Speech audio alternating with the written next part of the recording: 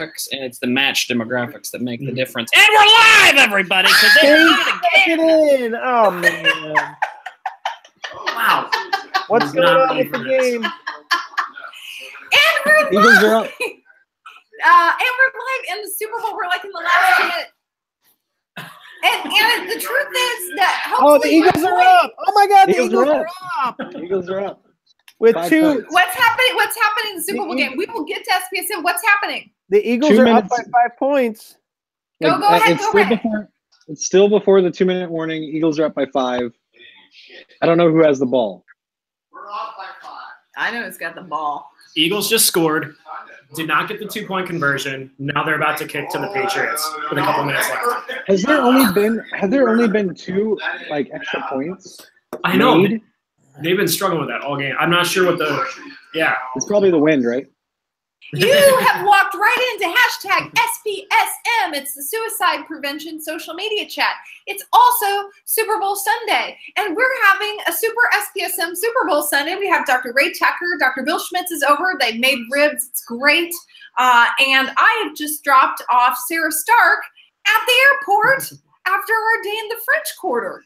Like, it's been an SPSM-apalooza. So now, like, what's happening? What's happening?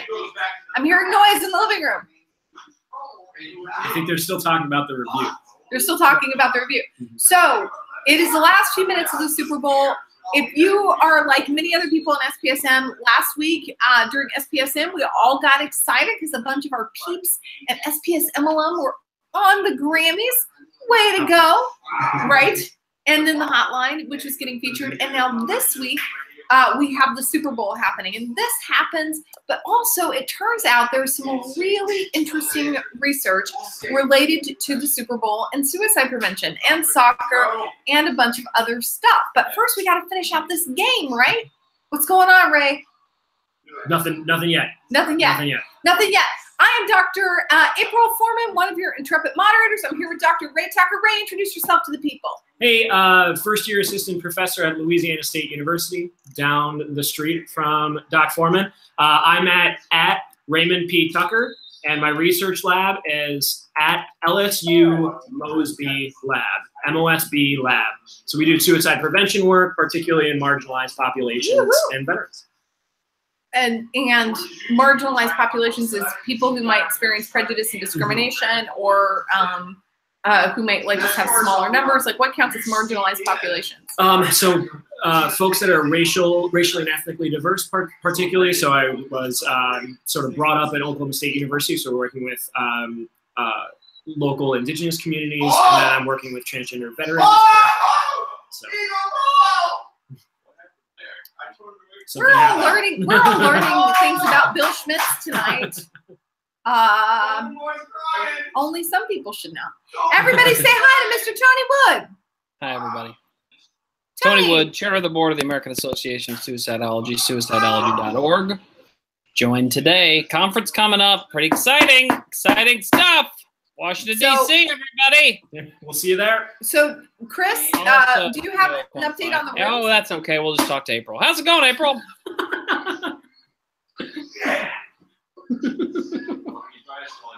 I think she wants Chris to talk about stuff about AAS, which sounds like a good idea. We were talking about the conference. Are there rooms? Do they sort the room situation for going to the conference? We're getting close. I think I'm pretty sure the hotel is like really, really close to being sold out for that block that we have for everybody. Wow. So we should have some backup hotels going up probably this week or later this week. You'll be able to get a room at a hotel very, very near the event. So keep an eye out for that if you haven't been able to get a room so far. Tony Wood, tell us all about Quantify. DC is a great city. You all have heard about Quantify before. It's a charming little company. Is it jazzy? I don't know. Yeah, a little bit. There's a jazz aspect to it. Definitely. And you can donate your data? You could if you wanted to, but where would you do that, do you suppose, Dr. Foreman? You can donate your data with help from Quantify at ourdatahelps.org. Donate today. Come here, Tony, I'm going to step in. Tony, should we just let April do your introduction in the future? I just get the sense that maybe you're not living up to what April wants from you in this intro, and if we just let April do the intro, I think we'd get it right the first time, and we would also be scared the post-show. I'm so glad that you finally got there, Bart. Enough about the post-show beatings on this delightful. We don't really. We do, but you got to pay by the minute to hear about that. Yeah, what folks don't realize is that Tony just had to be baby step through his intro, and Foreman like 2 or 3 times. That's at least 4 whacks right there. And so I'm traumatized. Chris is traumatized, and April just smiles and acts like it's all fun and games until somebody gets whacked. It's fun and games because someone gets whacked. We all know this. Bart, introduce yourself. Dr. Bart Andrews. You can reach me on Twitter at Bart Andrews. I'm very concerned right now about corporate concentration. And the growing power of our social media and internet platforms, because they're ruining the world and the planet, and we all need to do something about it. On a side note, it's a Super Bowl day, and that's really awesome. The whole Logic thing was very cool. BHR was one of the backup centers for the Lifeline during the Logic. BHR experienced a 500% increase in call volume. During week, like that little post show, we brought in a bunch of extra folks. We had clinicians come in and work extra. Thank you to the amazing clinicians at BHR for doing that. The Lifeline in general had a 300 or 400% increase in call volume after the show. But there's more. When people called in, they were telling us, a large percentage of them were telling us that the reason they had called because they were watching Logic and they were reaching out because they needed to talk and they were prompted to buy the show. So that's really good stuff. That in fact that somebody like Logic can use his music and his popularity to promote a really good social message, encouraging people to reach out and get help. And more importantly, we have data that it changes behavior in a really observable way. It's a big deal. And John Draper and Kevin Hines, who've both been on SPSM, they're SPSMers, were both on stage. Sally Spencer Thomas was on stage. There were a lot of so there were just so many folks, and that was very cool. So it was a really special moment and a sign that things really are changing around the suicide prevention message. You wouldn't have seen that a few years back, right? So it's a big deal. So thank you for mentioning that, because we're going to talk about things that happen, in terms of media that drive up crisis calls, like Logic. And then we're going to talk about something that can cut crisis calls in half tonight, which is pretty crazy. So Ray Tucker helped me with the homework during halftime. So we vaguely understand the research. Are you frozen, Bart? I can't tell. No, was there a question for me in any of that? No, I didn't know if you had a response. I'm sorry. Oh my God, how many hits is this going to be? I don't know. Did I miss a cue? 15, did I miss a cue, Tony? Sometimes I think you make mistakes on purpose, Bart. Chris Maxwell, introduce yourself to the people. You're going to lead me in with that. All right. That's 10 for me. So, hey everybody, I'm Chris Maxwell. I'm communications coordinator for the American Association of Suicidology. I'm really, really excited to actually talk about this tonight. I think this is something that we've all kind of heard bits and pieces about how sports can affect suicide rates. Like we've heard some things that like, oh yeah, the Joyner studies, but like now we actually get to dive in and talk about this. So I'm super excited. And I think the Eagles are still up, so double bonus. Oh my gosh. So who are we rooting for? So let's just do real quick round table. Who are we rooting for? I live in Boston, Massachusetts. Patriots. What? That's Eagles. I'm rooting for the Eagles just because I would like somebody else to win the friggin' Super Bowl. I'm sick of the. Yeah. I'm fine with the Patriots. I think they're great. I don't hate the Patriots like a lot of the. There's a stat out there like 78% of the country hates the Patriots, or there's a huge number of people across the country that hate the Patriots. It's really high. Really? I don't. Although I have to say that photo of Tom Brady entering the field was disturbing. Do you guys remember V? Do you remember the show V? Remember that? With the reptiles, The where they aliens killed with it, and they the- were all snake yeah, people. yeah, he looked like one of the. He looked like and Tom Brady. You looked fabulous. Don't get me wrong, Tom. I don't want you to. What was that? I don't want to That's kill the Bill Schmitz. on the show by saying this. So I don't know. Maybe I'm a little gun shy about doing this. Okay. So you're an Eagles fan? I'm rooting Chris? for the Eagles. Yeah, I'm rooting for the Eagles. Pretty much the same reason. I'm just not a fan of the Patriots winning again. Oh, you're just bored with it?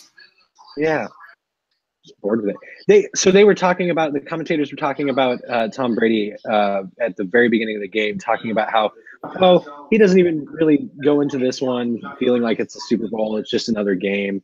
And I say to that, Tom Brady, check your privilege, sir. Not everybody goes into these games having that same thought, because not everybody has 12 Super Bowl appearances. Somebody Chill out, tweet dude. that to Tom Brady right now. Hashtag SPSM. Tony Wood, who you rooting for? I live in Boston, Massachusetts. Answer Go the Phil. question, Tony. No, wait. That's evasive. Your Honor, please direct the witness to answer the question. The question, Tony, is not where you live, sir. It's who are you rooting for in the Super Bowl, the game that's being played right now. If I were to support a team, it would be the Patriots if I were to support a team. Are you running for office? I don't know what that was. Tell us your thoughts about the memo, Tony, because I think you're ready to. Oh, that memo, man! The memo. There's nothing in it. There's no substance. The memo. Yeah, I mean, except for They've that been- bit that destroys the Dems. Sir. It's supposed to destroy the FBI. It destroys the Dems in the FBI. All the Yeah, man, Dems, all the order. FBI Dems. Yep, on Twitter. Yeah. Dude, No, I think Dr. the memo Katie, is like Geraldo Rivera's dig into Al Capone's safe. Nothing there. Hmm. what are we talking about? Or the Did something famous happen while I Reddit. was at the Mardi Gras? Just current events, April. Don't worry about it. No, I was busy watching a dog parade. in Don't the worry, French your Quarter. pretty little head, Ray Tucker, will fill you in. So, speaking of filling us in, so why are we talking about the Super Bowl and why are we talking about who we're rooting for? Ray Tucker. Go Pack, go. I root for nobody else. None. So who are you rooting for? The Packers? Only publicly owned professional sports franchise in all of But they're not playing, right? How can you? And we still want them to win. I am rooting They for do them play a on the lot. couches, on the They beach, play a wherever lot they of are. I root for them in all of their endeavors. They So- play a lot of football. So tell us a Raising little bit, Ray. socialized football. Oh, okay. No, that's fine. We're at like You all know 13 how that minutes worked out in Venezuela, Ray. Welcome to Suicide Prevention and Social Media, where we neither discuss suicide prevention nor social media. Well, Those are the topics that are off limits.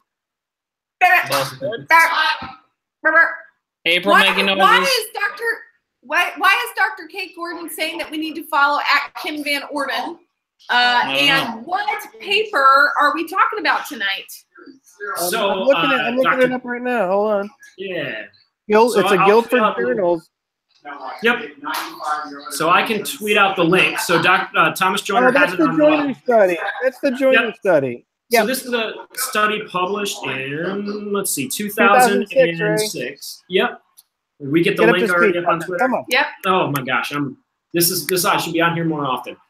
I'm not fast enough. We agree. It'll be fine. I know there's a heavily Florida State University, so there could be a potential Florida State bias in this study. Did they address that the authors, in fact, might be, in fact, horribly biased towards college football? So it is across multiple studies. So our multiple teams. It turns not just out football. the Frenchy soccer people also. Yeah. I don't think it's okay to bring up the other football on this particular day. So Ray, why is this important? What did we learn about things that drive big events that noticeably powerfully change crisis call usage and suicide attempts and deaths? So this study, on one of the pages, it builds off of some work from 1994 and 2000 that showed sports teams, they took suicide rates in metropolitan areas, 20 metropolitan areas from 71 to 1990, and showed that the teams making the playoffs and winning championships related to decline rates of suicide. They found something similar in the UK. And then we see this sort of effect, not just outside of sports as well, but things like after the Challenger exploded, that we saw no suicides in the week after this event, where years prior and after we saw suicides on this day. Similarly, with the crisis line, the day after, September 11th and the day after saw an average of 600 calls for the days prior to September 11th, but then an average of around 300 for the day of and the day after. And it might have been actually a full week after. I need to pull that data up. Wow. So we're in the final minutes of the Super Bowl. Let's do a little Super Bowl update, and let's talk about like what that effect size is, which is like there are parts of it that are kind of encouraging and parts of it that are less encouraging. What's going on the game, guys? 41-33, Eagles, Patriots. Oh, this will be the first win for the Eagles, right? Mm-hmm. 20 seconds. I'm making a technical announcement. I'm kicked out of the SPSM account. It's making me want to change the password to get back in. Apparently, it detected me using Twitter and tweeting things, which apparently makes Twitter very suspicious when you actually use your account to tweet things. It does. And so I've been booted out, and now that basically identifies you as a Russian agent. Yeah, I am tagged. Or a bot. Have you declared? And so it's not letting me look at the Twitter feed either. Jeez, Bart. The Eagles have won the Super Bowl. It's over. The Eagles won. That's Philly. Ah, and the Eagles have won. Congratulations, Philadelphia. We're going to make a prediction tonight, right? Packers, 2019. Oh, sorry, I have something else. That's my fault. So because we know that the Eagles have won the 2018 Super Bowl, what should we expect to see in Philadelphia in the next days and week? Based on this research from Joyner. Rioting, light poles being torn down, cars being turned over, fire. A lot of personal property damage. So one of the things that you need to know, well, you don't know this because you're not really close to the sports scene. I'm just guessing from taking a look at you. Nobody that spends that much time on their hair watches a lot of sports, is my guess. In Louisiana, not true. Yeah, well, maybe. I could be wrong about that. It could be hair, lots of football parties. The Philadelphians are, in fact, the most violent, crazed sports fans in the country. One of the big things that Philadelphians love to do is throw batteries at people they're the Scottish soccer hooligans of the United States. They're the worst, and so don't you slander my people. This is great. In Philadelphia, they've actually taken hydraulic fluid and coated all the light poles and street signs with hydraulic fluid to try to prevent the fans from climbing them. Last time they used soap, or they used Crisco. Last playoff game they used Crisco. It didn't work. The fans still waited. Our ice log conversation. So they've coated all of the street signs and light posts and light signals with hydraulic fluid to try to keep the fans from climbing everything. We'll see if that works. Okay, so this all is fairly connected to the research. So we know that they are the soccer hooligans of American football. So what should we expect to see in terms of accessing crisis services, suicide attempts and deaths in Philadelphia the next couple of nights and week? Like they're going to be throwing batteries at people and slipping up and down. And loving it. Yeah, I think we generally agree that Philadelphians thrive when they're at their worst. So I would expect that their suicide rate to go down, crisis calls to go down. Police calls will go up, and tasings and pepper sprayings and occasional beating with a nightstick. Those situations will go up. Will be my guess. People will stay alive. Oh, sure. Yeah, it's a good thing. Oh, sure. It's a good thing. So there's this weird effect that is really consistent. And let's put this in context in terms of other data. How many interventions do we know of that statistically have that predictable and widespread and immediate of an effect in suicide prevention?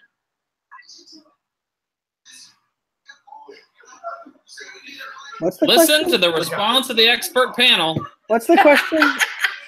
Sorry, So, could you clarify? Do we know any other interventions other than a city winning the Super Bowl that has this kind of impact on mental health results? I wouldn't call it an intervention as much as an event. I think intervention's probably a little. So how many other things do we know that create this kind of impact? So we know that natural disasters in the short term tend to reduce the suicide rate. There are qualifiers on that. If they feel like they're disenfranchised or that the community is not responding or supporting them, you'll see the suicide rate start to inch up after the disaster. We saw that in New Orleans. We're seeing it in Puerto Rico. The Blitz, the bombing of England, the Battle for Britain, the suicide rate plummeted during the Battle for Britain, almost non-existent. People actually, so we know that trauma, when people feel like they're in it together and they're supporting each other, that social connectivity goes way up. So the events that tend to increase social connectivity and traumatic events, disasters in the short term tends to kind of trigger our protective, group cohesive connectivity response, right? Those things tend to drastically reduce the suicide rate. Now, what is the group connectivity response? Is that a thing? Yeah, so it turns out, I don't know if I'm using the right technical term, but if you've read any, you guys probably read Tribe, right? Tribes by the about. I need to. It's really, Chris Maxwell called it. Tell us about this, Bart. So there's all this research. It's really strong research. We've genetically evolved to actually live in very tight-knit groups, anywhere from 100 to 300 people, 300 being at the high end of it, but about 150 is probably like right that number. And in fact, we're geared to look out for each other and take care of each other and support each other, right? We are not evolutionarily designed to each live in our own homes, to not know our neighbors, to drive to work that's 30 miles away, and be so socially disconnected. And so this is one of the things that soldiers will talk about this, and this is why we see the suicide risk increase when soldiers return from being out in the field. There's a great now the suicides still do happen when people are out in the field, but the rate's much lower because there's a sense of community and cohesion. People are in tight groups and they're looking out for each other. They come back and they're dropped into this Western style of individualized culture where people don't really pay too much attention to each other anymore, right? And so there's really good evidence that we're not meeting our natural social needs. The level of belongingness that the environment should be providing for us is definitely been impacted by industrialization, tremendously impacted by industrialization. And events like this. Explain that. So how did industrialization erode group cohesiveness? Okay. So when we look at cultures, you have cultures that are more communal and cultures that are more individualistic. Western cultures tend to be a little more individualistic, but industrialization accelerated individualism and the individualized nature of the culture. So individualism is when people fail or succeed on their own. Individual success and individual income are more important than family status or family success, right? So the individual is more important than the community. In more community-driven cultures, the community is more important than the individual. Now, both of these cultural approaches have benefits, pros and cons, right? There's different advantages to each one. What we see is in Western cultures with highly individualized influences, we tend to see higher suicide rates. We tend to see higher levels of depression, higher levels of anxiety. Fascinatingly enough, we tend to also see a lot more higher productivity and more economic growth, right? So the very things that drive economic growth seem to be inconsistent with our general health and well-being. You can see this. This is exemplified quite well in South Korea. South Korea, which was a communal culture up until the 60s. During the 60s, they had an industrial revolution. They started making all of America's products. They had a huge economic growth between the 60s and the 90s. Huge economic growth. but that industrialization and individualization of their culture destroyed the social safety net and the social capital. Social capital is another concept that's really connected into this. And then when the economy turned down in the 90s, when it dropped, their suicide rate. The Asian financial crisis of 1997. Yeah, the Asian financial crisis, the suicide rate tripled in the space of like 3 to 5 years, and it's never come back down. Even though the economy has improved in South Korea, the economy is kind of back on track in South Korea, but the suicide rate has not come down. Right? It never returned. We know of very few things that have a powerful, immediate impact on reducing suicide rate, and the Super Bowl, weirdly enough, is one of the tiny number of things we think make a really big difference. And so these big, large-scale social events. So we talk a lot about sort of individual, like within one person narratives about suicidality and suicide deaths. But in fact, we know that if we prevent someone from attempting or dying by suicide, they don't necessarily go on to reattempt. They don't go on to die. So in fact, when, in Philadelphia, the people who don't attempt or die by suicide tonight or this week, like it may permanently alter their life and perhaps allow them to live and recover. That is what is really fascinating to me. And the big efforts that we talk about in suicide prevention, where we're talking about things like firearm safety and better training for risk assessments and more resources, those things we put a lot of effort into don't have nearly this kind of a large effect. What do you guys think about that? Well, you're talking about events that are really difficult to influence or manage to manipulate, right? So Eddie, when I gave you some grief about calling it an intervention, it's really hard to create these interventions that impact people in such a massive level, right? Most of our interventions are geared around individual interventions and awareness campaigns and things like that aren't creating this level of connectivity. People have to be attracted to something and be mutually impacted by something, right? There has to be something there. Attempts to artificially create. Do you remember Hands Across America? Anybody? I do remember that. How'd that go? Yes. I think I was about 2. Sorry, folks. What? I think I was about 2 years old when that happened. Fuck you. You were 2 at that time? He's calling you old, Bart. I am old, and I'm happy. I get happier as I get older.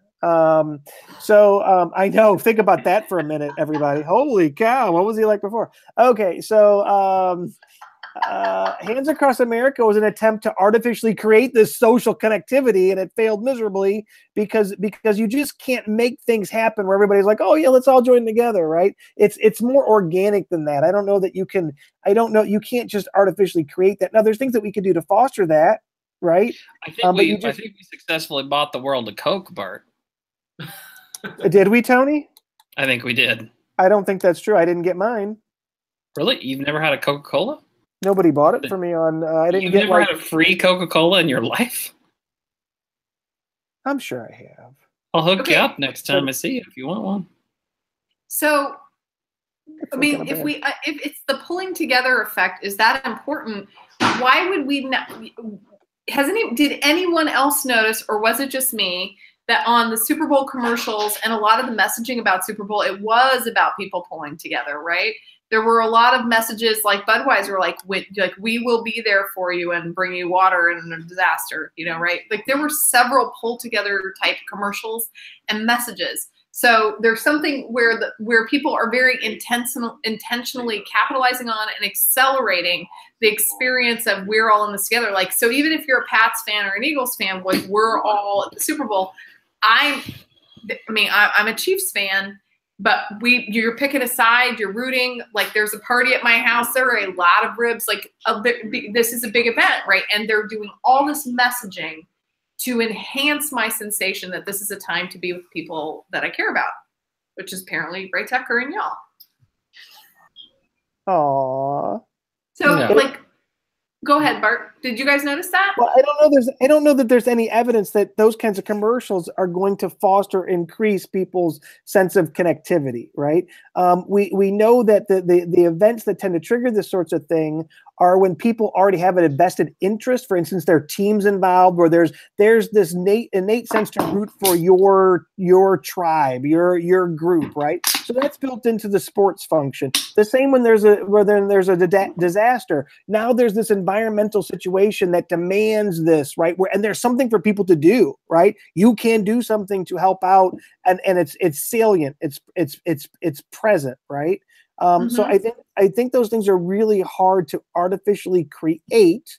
Not that it's impossible, but I'm not sure how you go about. I'm gonna say I'm not sure how you go about doing that. I think that's what brand advertising is. Yeah. So there's two things going on here. One is exactly what April's talking about. They're capitalizing on people's affinity for wholesome, feel-good messaging, which is great. But the other side of this too, and there is that tribal attitude that people have for their teams. But the larger thing, and I think something like the Super Bowl or like the Olympics this week or the Grammys or things like that, the larger conversation is about the entire event. It's about the game. It's about the teams. It's about the commercials. It's about all of it. And so that automatically puts you into this larger conversation about the entire thing. So when you go to work tomorrow, you're going to talk about not just the team that you were rooting for, but you're talking about which favorite commercial you had. So you're brought into this connection with people based on a whole number of different things because of the whole experience. So there's like several layers of belongingness, I think, that are happening with the Super Bowl. Rin just had a wonderful tweet, and I don't know who knows much about Texas A&M but she said, "Would love to see numbers on suicide at schools with big Greek life plus sport cultures versus those without. Lots of third variables, so it's hard to draw strong conclusions, but it would be interesting to compare rates." And I'm thinking of like your Texas A&M where it like those football games, like everyone stands. So, all the students stand, they stand no the game. No school is interested in having their school be associated with suicides. But my point being, maybe, if strong football culture and engagement of all students and the fans reduce their suicide rate. And I think Rin brings up something that came up in this article too. So when they were looking at in the Joyner article, the suicide rates related to college football and their stats by the end of the year, like where they were nationally ranked and all of this. They looked at this in the University of Florida, University of Miami, and University of Ohio, and they found a positive correlation with a moderate effect size with, positive correlation, moderate effect size with rank and suicide rates. But the correlations dropped out when they controlled for the GDP of each city. So in this across the season, again, this isn't like a day of watching the Super Bowl, but across the season, this effect that we think we see was drastically reduced when taking out something like a socioeconomic variable. So I think Rin's point to the third variable is super important. That was a good sum up. It explains how complicated this thing is. So we have these events that people get charged up about, where people are talking about it, where people are sharing and they're invested. There's more communication. You actually feel like you're a part of something. And for people who are feeling lonely or disconnected, all of a sudden they're feeling less lonely and less disconnected, right? All these things kind of merge together. Being able to artificially create these events is a really big challenge. And what we saw, because I remember after 9/11 at BHR, we were handling calls because we had customers that were based in New York City, and they were out, and we had to take their calls 24/7 right after 9/11. As time went on, the thing that was really interesting is within a couple of weeks, people kind of readjusted, and even people who were in the tower are impacted, they got on with their lives. What was really interesting is people who had struggled, particularly with severe mental illness, borderline personality disorder, in that moment when everybody was dysregulated and stressed out, they felt like everybody else, right? They were in the group. Everybody kind of commiserated with each other and supported each other. When everybody else kind of corrected and settled down and got back on with their lives, then the folks that had been struggling before had a really hard time, because all of a sudden, look, everybody else is kind of recovering and moving on, right? And here I am, I'm still really unhappy, I'm still miserable, and now everybody around me is now feeling better and kind of readjusting, right? So you see this impact where people who are struggling, when everybody else is charged up or everybody else is stressed out and trying to solve problems, they commiserate and they feel like they belong. As everybody starts adjusting again, they're again out of sync with the patterns, the social patterns, and the emotional regulation of the groups around them, right? Yeah. So actually, in Joyner's book, "Why People Die by Suicide," in conjunction with what we're talking about with larger sporting events, he actually brings up and this is, I mean, it was written a few years ago, but he brings up the long-standing struggles of Cubs fans, Chicago Cubs fans. Right. And how that had a very similar effect. It brought a sort of camaraderie to their fans, because they had this long-standing kind of trauma based on how many losses they had. So yeah, it's a layered effect. It's so Ren is saying that there's a piece about being affiliated with a winning team that may improve the economy, right? Or may improve GDP, right? Mm-hmm. Or is it that cities with good GDP have winning teams? I'm not too sure that third variable would be necessarily correlated to the independent variable, the success of the sports team. It could be or could not be. I actually don't really know that stat for sure. Okay, so do you remember anybody out there on Twitter, Ren, if you can help us with this, it'd be super helpful. Thank you. Remember we had Phil Resnick, when we had Phil Resnick on the show, and they were looking at communities and predicting community. I think it was Phil and predicting. It was Lyle Unger. Lyle, thank you, Lyle Unger. Yes. We had Lyle on, and he was talking about community happiness or community sadness. One of the things they found that was strongly associated with positive community affect, good mood, was lots of sport talk. Yeah, was sports talk. Was lots of comment about sports, right? It isn't the sports themselves that are protecting people or that making people feel better. It's that there's more community cohesion, there's more connectivity in these communities, right? There's things they're more connected. Sports may be a part of that, right? Communities that are less connected are less likely to have thriving, active sporting leagues and sports teams, right? Look at some of the downtrodden cities in the Rust Belt or in the Midwest where they don't have sports teams, they don't have anything, the big businesses have moved out. Where's their social cohesion? The few places you see this is at church. And what have we done? People have crapped all over churches and all over faith, right? Even though they're really important parts of people's well-being and community. Right? Well, as a person who's been active in a church, the issue with church in our current society, especially the ones in small towns, is that they don't have the resources to change their organizations to be as malleable to the social shifts happening around them as the churches in major metros. So churches in major metros do a great job of reproducing the church experience for the people that they're serving. But in rural communities, you often have a very limited, very constrained resources, and they pretty much kind of do what they do.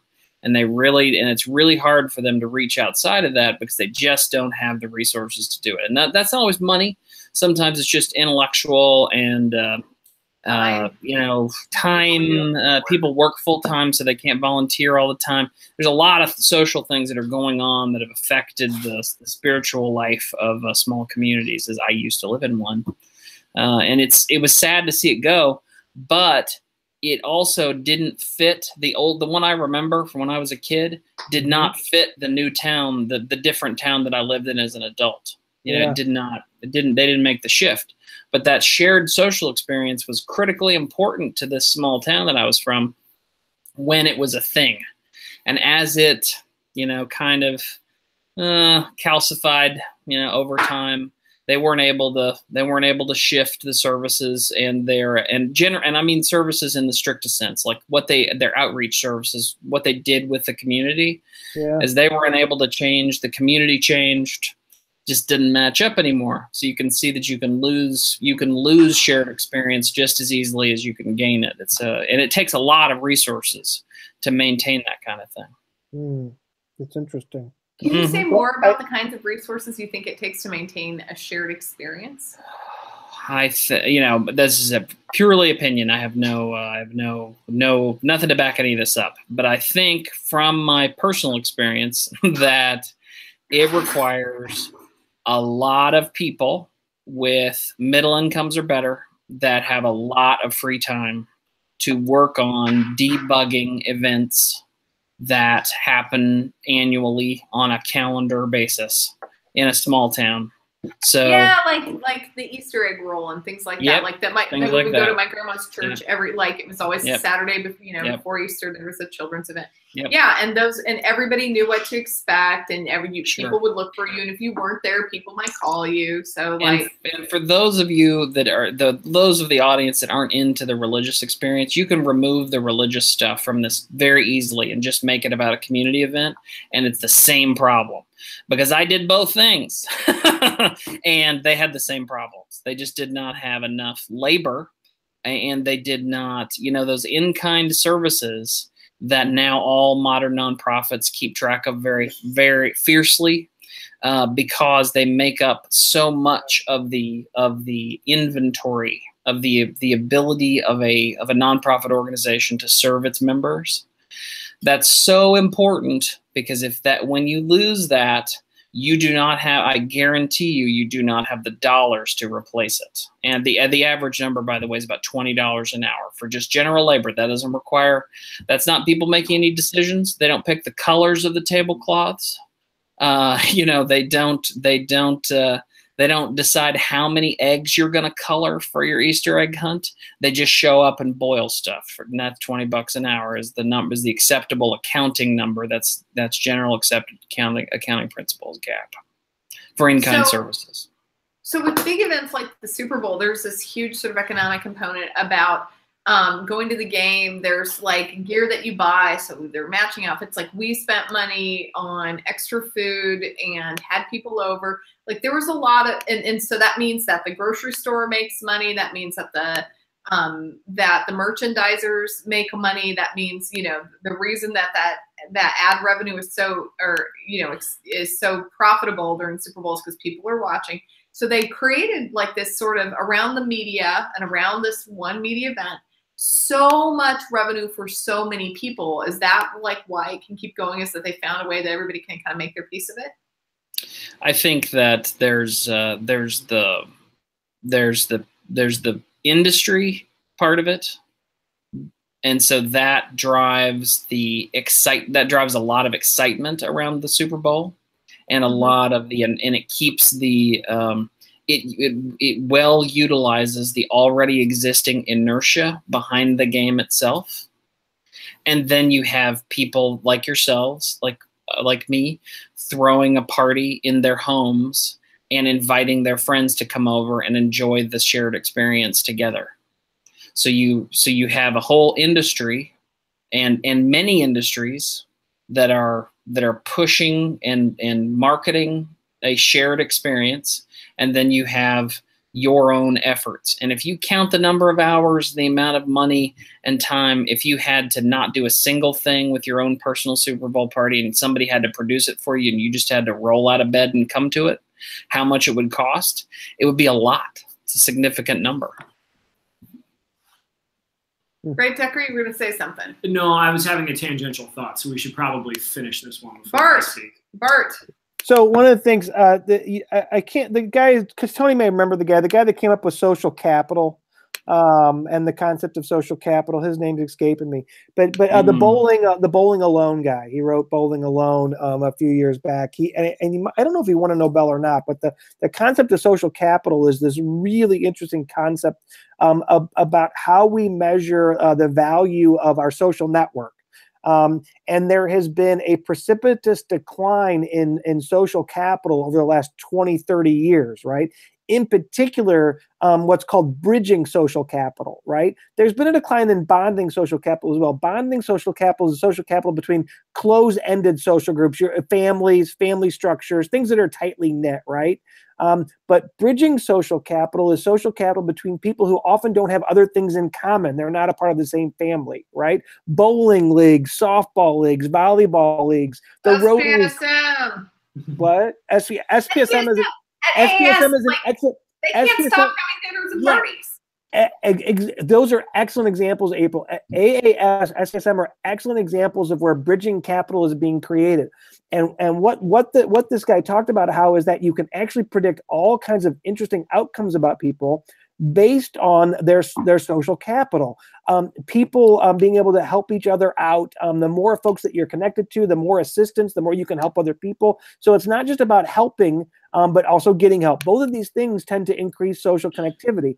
What's really interesting is I haven't seen any suicide research that looks at social capital. Now, Dr. Joyner gets at that a little bit with belongingness, and he gets at it with burdensomeness is also maybe connected to some social capital stuff. But we haven't really looked at social capital, which is a very distinct and psychometrically sound concept, and how that relates to suicide. The other thing that's really interesting about this, that's at the heart of social capital, is social trust, right? Do people trust each other? Right. And if you look at our culture right now, social trust is really low. Bridging capital is lower. Right. So there's all these things. And I think things like sporting events like the Super Bowl, these sorts of big events is times when people get past all of that, right? Where people actually do connect across different demographics. There's this shared sense of this thing, and we can all agree. For instance, there's a bunch of people rooting for the Eagles that don't live in Philadelphia, don't even give a crap normally about the Eagles, right? But now they're big Eagles fans. So now we've created this bridge across these social categories, right? Where's Bart in this? I think you're here, yeah. Go ahead, keep going. So I just think it's really interesting. We historically, and this is why I hate. You've heard me say this before. Departments, psychology, social work, counseling, everything is so incredibly inbred that we're not cross-pollinating with other areas of research, especially economic and behavioral economics, which has so much to teach us, and we need to be applying some of these principles to our social problems. You know me, like we SPSM, we love cross-pollination. Really, truly we do. I mean, that's why like it's very interesting for us to talk about the research at the World Wellbeing Project, that we know that there are communities with lower suicide rates and higher wellness when they have sports and things to do and things that people share doing, and that like brings them together and helps them sort of pull together and have something to talk about. And so then, you know, so maybe what you need is a crisis center, but maybe also what you need is a sports league. And you probably need to make sure everyone has a jersey and someone's bringing the bean dip on game night. And that may be really actually important to health and wellness. And we know, and I just can't emphasize this enough. Like, so in Philadelphia tonight, there are going to be some people who don't attempt or die by suicide, and they won't go on to attempt again, and they will be very likely to recover. And it will be just because of a Super Bowl win. And I used to think, and I used to have, you know, kind of a dork, so I used to kind of like have a hard time grooving with football, but I'm feeling it tonight. And that data would support that's the potentially nationally too, right? That article I tweeted out showed, I think it was 8 suicides less on Super Bowl Sundays. Means deaths by suicide on Super Bowl Sundays compared to companion Sundays. So although we might see the most dramatic effect in Philadelphia, we might see that nationally. I mean, you know, so we also saw, like, what were they saying after 9/11 crisis calls went down? It got cut in half. Yeah. So we know that like an event like Logic bringing attention to the crisis line and prompting people and telling people you might feel alone if you do get help. And then for people with like 9/11, which is like, we're going to pull together and get each other through this, like sort of oddly or possibly beneficial, but have sort of involve different directional changes in uses of a crisis line, right? But may have been both health promoting, which is sort of interesting. Yeah. I think this spawns an interesting question about if we had really good data about suicide rates in the 20s and 40s that could match what we have now. We could do a little bit of a comparison across war eras and seeing nationally what happens to suicide when we go to a world war, or we go to war, and sort of link this to attitudes toward national, like feeling connected to our country at those times. Because there's been a lot in the the military literature about this is the first time ever in a war era that we saw active duty suicide, soldier suicide eclipse that of the national average. And some of the argument that I've heard colloquially being this might be a war where folks feel less connected to the reason why they're there, across and many of other variables there. And I'm wondering nationally, do we pull together as a country in times of war? Well, like thinking of World War II, where there were women working in the factories and people were having to like ration and sacrifice, and medals were going. So people who weren't going to war. So first of all, there's a draft, so a lot of men were going to war, and also people who weren't going were doing things that were supportive. So there's pulling together for these Iraq, Afghanistan sort of for this global war on terror. GWAT. It's like hard to say who we're at war against. I don't know what the pull together behaviors are among civilians. It's kind of tough. Yeah, it is. Well, and the dynamics are the dynamics are so different. I mean, as you pointed out, April, the draft when we had a conscript army, the dynamics of military involvement are very different. We now have a completely voluntary army, and then voluntary force, voluntary force, and our reserves. So you look at the suicide rate among reserves. The reserves are a huge part of our fighting force now. Their life gets incredibly disrupted. They're in their work environment. They then get pulled off into war zones, and then they're dropped back off into their work environment. That's one thing. But I think one of the most compelling things is when they look at the data about being in a war zone in battle combat was not predictive of suicide by and large. They did not find strong links between combat experience and suicide. The other variable is that as we have a voluntary military force, we're pulling from a more vulnerable population that doesn't have other options and is joining the military because they need a job and they're trying to find a future. And we're finding that some of the folks that are joining the military are an extremely vulnerable group that have a higher predisposition for mental illness and other things. Brain injury, brain injury and sports. And brain injury is another piece. So there's their military service. There's so many dynamics with the military variables. There was one study that looked like a lot of the suicides were folks that never made it to combat, and they were relatively new in the military as well, right? They weren't long-term folks in the military, and these are folks we think that are it's a vulnerable population that's ending up in the military, and probably maybe the military isn't a good fit for them. And this is where I think we have, because the surveillance is a little better with the military, we can take a look at these effects and understand them a little better. I'm sort of interested in the national average of suicide in wartime too. So what is happening in the civilian population if folks are pulling together differently in something like World War II versus civilians during the Iraq-Afghanistan wars? Ray, that's such a good point, because we've been at war. This is really interesting. We've been at war since 2001. How many of us are in any way impacted by that if we don't have friends and family in the military? We're frigging not. This is a completely new experience for the United States of America. People were always impacted by wars in the past. The entire population bore the burden of our war efforts. Well, and let's remember and thank goodness that the wars that we are in are not global scale conflicts. So we are not. It is not the entire planet at war with each other. Thank goodness. Vietnam was not the entire planet. Right, and thank goodness it was not. Vietnam was highly concentrated, but it was a draft, and it impacted the entire country in a tremendous way, right? But the suicide risk was actually higher. But Vietnam was the first time that we started to see suicide risk for veterans and soldiers be higher than the national average. It used to be that suicide risks for soldiers and veterans was lower, and there was a directional change after the World War II veterans, which is sort of interesting. And germane to this conversation. So that being said, we are not far away from final thoughts, but one of the things that we wanted to say is what's going to happen to the losers of the Super Bowl? That was one of the questions, like, as we were working on this, like, and doing our prep work for this show, was like, does this mean that the people who have lost the Super Bowl, is that team going to have higher risk for suicide? So just taking a peek at the college football study with the 2006 Joyner article, it doesn't necessarily appear to be that maybe that they'll be at higher risk than they would have been if like they weren't in the Super Bowl or something to this extent. Like they might not experience the strong of a positive effect that folks in Philly might. But I don't think that this becomes like a citywide risk factor compared to a place like Green Bay, who wasn't in the Super Bowl today. I don't think the data supports that. It doesn't, and here's why. Because there's a protective factor. We all lost together. We all are experiencing this loss together. People are talking to each other. Oh man, that sucked. That was horrible. There's this general sense of belongingness about the loss as well as the gain, right?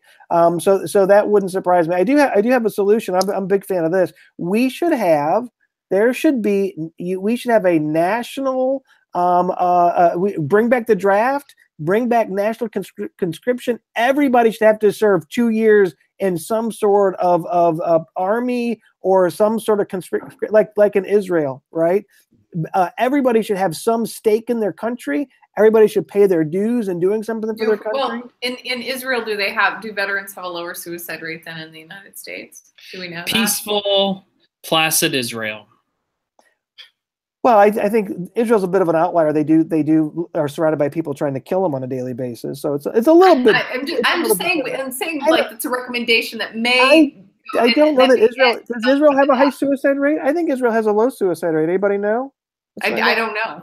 No, I don't know. Any of our people on Twitter, can you find someone who knows the Israeli suicide rates and Israeli veteran suicide rates? That would be super helpful. So we can my money's on lower, isn't it? What do you guys think? My money's that their rates are lower because I feel like that they have the polarizing shared experience of survival of the nation. They did that they can kind of lean on at any point, whereas we don't have the same thing here. Let's see. So the data, this is 2016, but I guess, or 2013, but they went from 435 in 2012 to 372 suicides in 2013. So even if that dramatically increased, that's a tiny number. What's their rate? Yeah, what's the population? We can figure out the rate from the population. I don't know. So I'm just pulling up this article, and I'll quick throw it out. But we've gone full inside nerd. I know, right? Israel sees 400 to 500 suicides each year. In 2017, there were 16 soldier suicides. 13 were conscripts, 2 were officers, and 1 was in the reserves. Now, by rate, I'm not finding a number. So the rate is, according to Wikipedia, about 5.4. That's low. That's real. That's super. That's low. The US. That's way. That's a third of so there might be Israel's military and their culture might have a pulling together effect. Well, and again, they're in a constant crisis. Their lives are threatened. This is really speculative, folks. What? It is, but they're also they have to band together. They're very dependent on each other because people are trying to kill them every single day. So they're literally living this. We're all dependent on each other, and we're all looking out for each other. Just to back up, Israeli soldiers have lower suicide rates since they started restricting the checkout of guns on weekends. We'll find the citation in a sec. Way to go, Brandon! I think that we find a similar thing happening in the Netherlands, and nobody's trying to murder the Dutch. That's true. I think it's the cultural homogeny. I think that they have a shared cultural experience and they all sort of agree upon a lot of social norms. And I think that if you got that, that's pretty protective. So it's really interesting you say that, Tony, because there's a lot of data that more homogenous cultures are happier. But look at Russia. Russia is a happiest country on earth, and their suicide rate is super friggin' high. Bulgaria, the flipping Baltic states have a lot of homogeneity, and they have a really high suicide rate. So there's exceptions as well, right? Well, people who've lived through a century of oppressive. What are you saying, Tony? Dictatorships. Socialism is our future, Tony. Mediated. Socialism is our future. Communism didn't work out. Things have devolved. The workers of the world unite, everyone. We're actually final thoughts. I actually want to start final thoughts and go through. I think final thoughts. We don't understand all of the ins and outs of these effects, and we're doing some fairly speculative. We don't understand anything. But we are excited. We are excited. Not one of us understand any of it. Go Eagles! Congratulations on your win, and congratulations to the people who are going to survive tonight, because there probably won't be a rebound effect. That was what people are asking, which is, will someone attempt later? There probably won't be, and that's amazing. So this is good. So I just finally, Rin Linthicum commented that, well, maybe because of means restriction, that the rate is lower. Got a shocker for y'all. Australia got rid of guns, confiscated guns. Oh, Their suicide rate's about the same as the United States of America. That's not what the Aussies tell me. Thank goodness, everybody. We've Yeah, set Australia, up. Good night, Final everybody. Australia get the same suicide rate as Australia does. And they What? Not they Bill. got more What? limited access to Josh. guns. What'd you say, April? Bart. You Josh? just talk over everyone. I can't understand what you're saying. Trying to get your... What did I do? I don't know. Thoughts, Bart. Oh. Final thoughts. National draft. Oh, Jesus. Chris Maxwell, final thoughts. Okay, two things really quickly. Amber Cannon has been, and she's been on fire tonight. She had a really good point about AA also having kind of this belongingness effect. I assume a lot of rehab and substance abuse treatment interventions have a very similar effect. The other thing she mentioned was about gambling. Do we know what sort of effects we see with suicides with gambling and big events like the Super Bowl? That might be maybe something people to check bet out. on their team and won, and there was just money. Or the other way around. Maybe they lost a bunch of money and now they're like, oh, time to get out. So the third thing is go hug a Pats fan. Oh, that was Final sweet. thoughts, Tony. Hug the Pats. Dr. Ray Tucker. Go Paco 2019. Did your shirt say stand together? Yeah, it does. Did you have a pull together shirt? Did you wear that for tonight? I didn't, but Aw. yes. Oh, yeah, I definitely did. Hey, everybody. It is 10 o'clock. You have got to clean up after your Super Bowl party. If you're me and you're going to make your guest help. We've had another night. Chris Maxwell, tell us who's coming on next week. What's next week? This is Dollop. Is that one? Is that this one? Yeah. Oh, next week. Just keep an eye out for next week. It'll be pretty exciting. Next week's going to be a very special SPSM. Maybe. Good night, everybody. That's all we're telling you. Have a lovely evening. It's good to see you. Tune in next week. #SPSM. Take care. Bye, everybody. Night. Go Pats. Oh,